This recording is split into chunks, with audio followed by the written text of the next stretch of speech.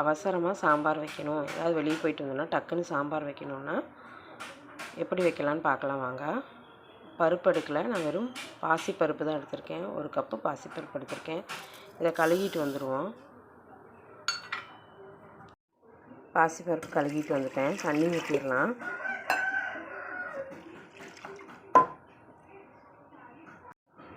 ஒரு cup பாசிப்பருப்புக்கு 5 cup தண்ணி ஊற்றிருக்கேன் நான். இதில் நம்ம இனி என்னெல்லாம் சேர்க்க போகிறோம்னு பார்த்துருவோம். தக்காளி 2 தக்காளி கட் பண்ணி எடுத்து வச்சுருக்கேன். சின்ன வெங்காயம் கைப்பிடி அளவுக்கு ஒரு 10 வெங்காயம் பொடியாக நீளமாக கட் பண்ணி எடுத்து வச்சுருக்கேன்.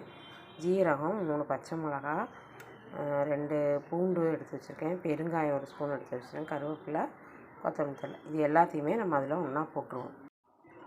அடுப்பே பற்ற வைக்கலைங்க, வெளியே வச்சு தான் நான் செஞ்சிட்ருக்கேன். லாஸ்ட்டு தான் அடுப்பை பற்ற வைக்கணும். பெருங்காயம் போட்டேன். எடுத்து வச்சுருக்க மல்லித்தழை, கருவேப்பிலை, பச்சை மிளகாய், ஜீரகம் எல்லாம் போட்டுருவோம்.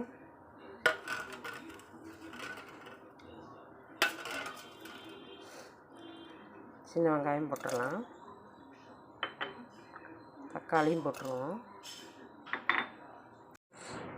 மிளகாத்தூள் போட்டுடலாம்.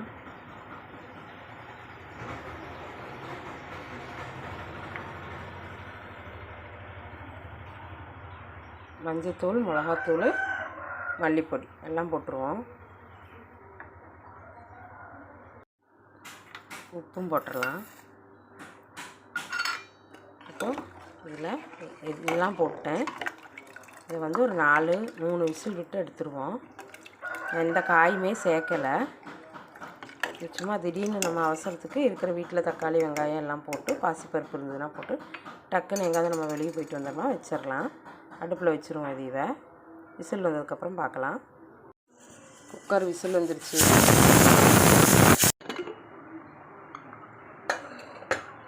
சாம்பார் ரெடி ஆயிடுச்சு.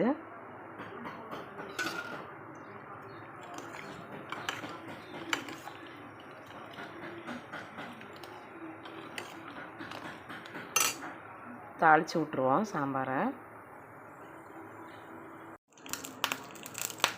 கடுகு போட்டு தாளிச்சிடுவோம். கடுகு தாளிச்சிருச்சு. பெருங்காயம் போட்டுக்கலாம். வரமிளகாயும் கருவேப்பிலையும் போட்டுருவோம். தாளிப்பு கொட்டிடுவோம்.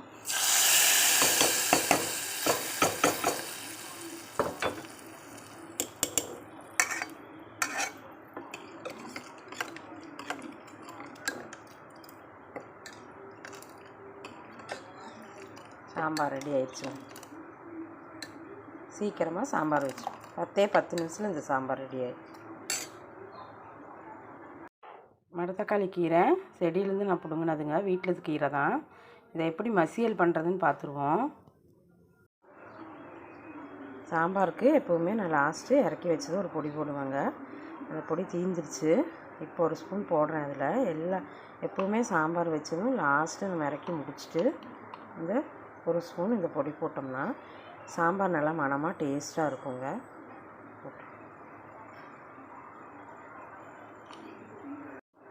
இட்லிக்கு, தோசைக்கு எல்லாமே நமக்கு டக்குன்னு வச்சிடலாம்.